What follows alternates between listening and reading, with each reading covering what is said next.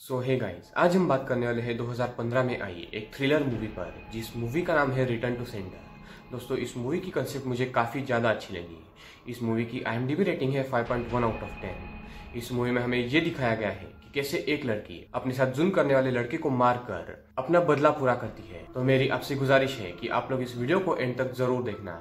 अगर आप इस चैनल पर न्यू है तो चैनल को भी सब्सक्राइब करके बेल आइकन ऑल पर कर दे। एंड वीडियो स्टार्ट करने से पहले मैं आपको एक डिस्क्लेमर दे दूं कि ये सिर्फ एक मूवी है, तो इसे एक एंटरटेनमेंट पर्पस के लिए ही लीजिए एंड एक्सप्लेनेशन का मजा उठाइए। तो अब बिना देर किए चलते हैं सीधा वीडियो की तरफ।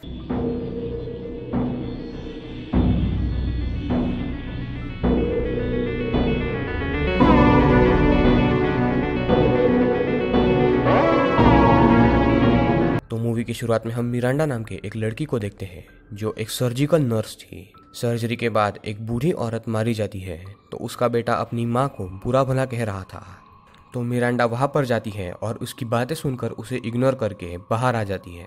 तभी उसकी फ्रेंड उसे पूछती है कि मैंने सुना है कि तुम ब्लाइंड डेट पर जा रही हो, जिस पे मिरांडा खुल के जवाब नहीं देती।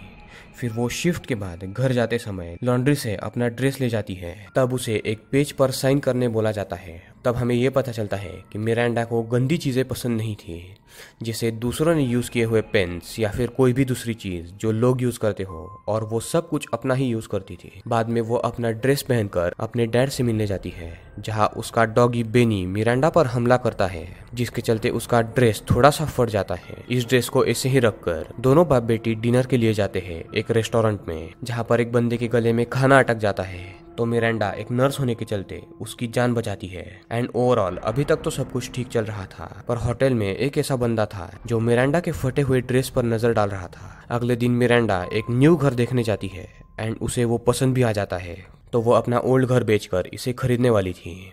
रात को वो अपनी फ्रेंड नैन्सी के बर्थडे पर जाती है, जहाँ पर वो अपने दोस्त के साथ कल के होने वाले ब्लाइंड डेट के बारे में बातें कर रही थी। एक केविन नाम का बंदा उसके घर पर आने वाला था, वो भी ब्लाइंड डेट के लिए। अगले दिन मिरांडा डेट के लिए तैयार ही हो रही थी कि तभी केविन जल्दी घर पर आ जाता है और वो कंफ्यूज लग रहा था। वो कंफ्यूज क्यों लग रहा था ये हम आगे देखेंगे।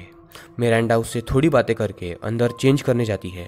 तब तक केविन घर में बॉक्सेस देखकर ये पूछता है कि क्या तुम यहाँ से घर शिफ्ट कर रही हो, तो वो हाँ बोलती है। केविन कुछ जल्द ही ब्लाइंड डेट पर घर पर आ गया था, इसलिए मिरांडा उसे बाहर जाने बोलती है एंड दिए हुए टाइम पर वापस आने बोलती है, क्योंकि उसे तैयार होना था। बट केविन घर का डोर अंदर से लगा लेता है एंड मिरांडा की तरफ बढ़ता है एंड उस पर हाथ डालने की कोशिश करता है।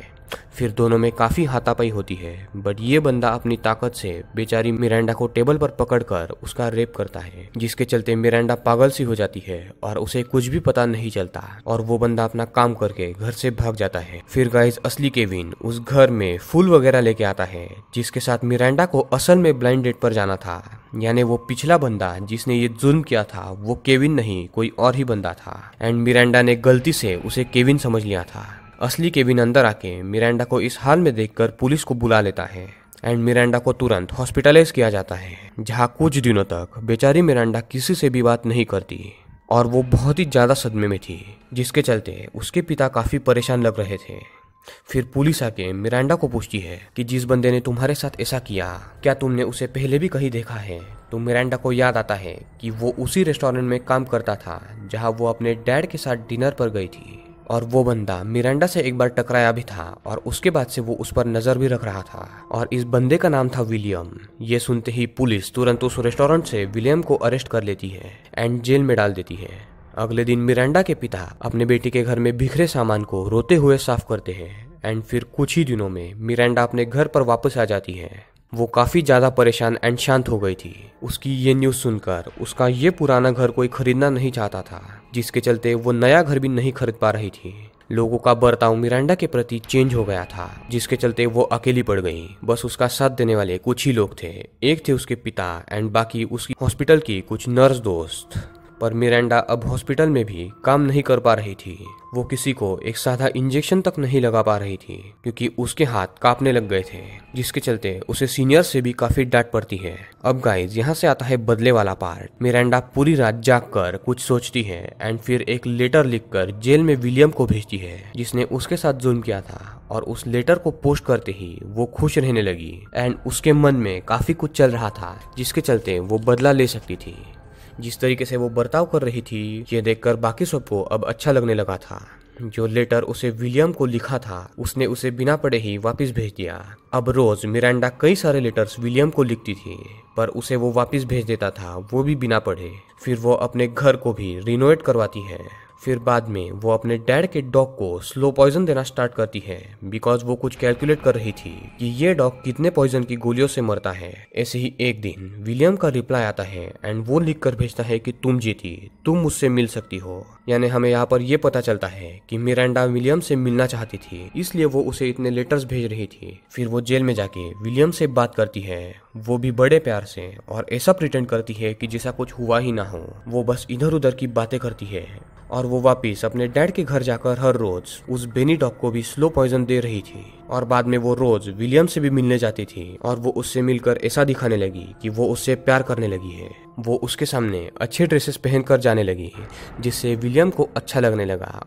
और एक दिन वो विलियम की कंप्लेंट भी पीछे लेके उसे जेल से छुड़वा लेती है। यहाँ पर दूसरी तरफ भी मिरांडा जो बेनी को गोलियां दे रही थी उसके चलते वो मारा जाता है।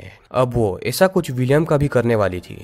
विलियम जेल से निकलते ही मिरांडा को फूल भेजता है एंड उससे फोन पर भी बातें करता है और अगले दिन वो उससे मिलने भी जाता है। फिर मिरांडा विलियम से अपने पूरे घर को वापस से रिनोवेट करवाती है एंड उसे अगले दिन वापस आने बोलती है। मिरांडा के पिता एक बार उनके खुद के हार्डवेयर के शॉप में विलियम को देख लेते हैं एंड वो घर जाके अपनी बेटी को बहुत डांटते हैं, पर मिरांडा बोलती है कि वो जिंदगी भर रोने नहीं वाली, वो यहाँ पर कुछ फिक्स करने की कोशिश कर रही है।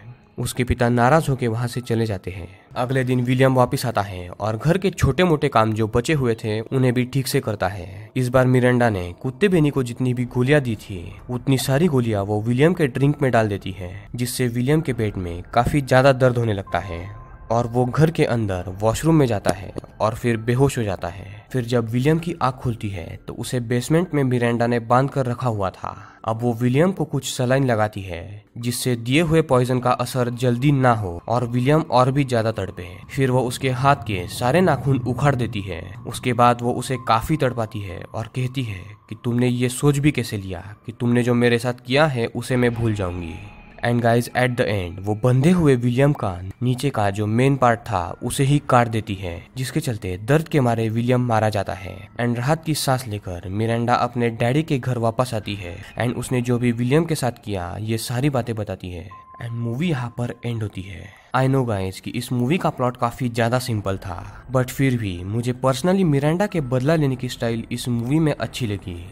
ज्यादातर ऐसी रिवेंज वाली मूवीज में लड़कियां अपने साथ जुल्म करने वालों को जंगल में या फिर किसी सुनसान जगह पर ले जाकर मारती हैं, जैसा आपने I spit on your grave movie के सीरीज में देखा होगा। बट इस मूवी में मिरांडा ने विलियम को अपने प्यार के जाल में फंसाया एंड ऐसा प्रिटेंड किया कि विलियम ने कुछ पहले किया ही ना हो। उसने विलियम को जेल से भी बाहर निकाला और उसका विश्वास जीता। फिर वो रोज विलियम को अपने घर बुलाने लगी और उससे अपना घर भी रिनोवेट करवाया ताकि वो उसे बेच पाए। फिर उसने उसे ड्रिंक के जरिए पॉइजन दिया एंड सलाइन लगाकर उसे जिंदा रखा ताकि विलियम के शरीर में उस पॉइजन का डोज ज्यादा देर तक रहे और वो और भी ज्यादा तड़पे। एंड बाद में एट द एंड मिरांडा ने विलियम का मेन पार्ट ही काट दिया, जिसके चलते दर्द के मारे विलियम की मौत हो गई एंड मूवी यहाँ पर एंड हुई। तो गाइज इस मूवी का प्लॉट काफी ज्यादा सिंपल था, बट मूवी देखते समय हमें काफी अनवांटेड चीजें भी दिखाई गई हैं जिन्हें शायद नहीं दिखाते तो भी चलता, क्योंकि इन अनवांटेड बातों का मेन प्लॉट से कोई भी संबंध नहीं था। बट ओवरऑल मूवी अच्छी है एंड स्लो टाइमलाइन होने के बावजूद भी आप इसे देखते वक्त जरा सा भी बोर नहीं होंगे। तो दोस्तों ये थी रिटर्न टू सेंडर मूवी की डिटेल एक्सप्लेनेशन। आई होप कि आपको ये पसंद आई होगी। अगर आपको ये वीडियो पसंद आई है तो इस वीडियो को आप लाइक करें एंड चैनल को भी सब्सक्राइब करके बेल आइकॉन ऑल पर कर दें ताकि आपको ऐसी ही वीडियोस की नोटिफिकेशन सबसे पहले मिले। एंड गाइस प्लीज चैनल को सब्सक्राइब करके सपोर्ट करें। हमारा गोल दिसंबर एंड तक 90,000 सब्सक्राइबर करने का है, तो उसे कंप्लीट करने में मेरी मदद करें एंड चैनल को ज्यादा से ज्यादा सपोर्ट करें। तो दोस्तों मिलते हैं अगली वीडियो में।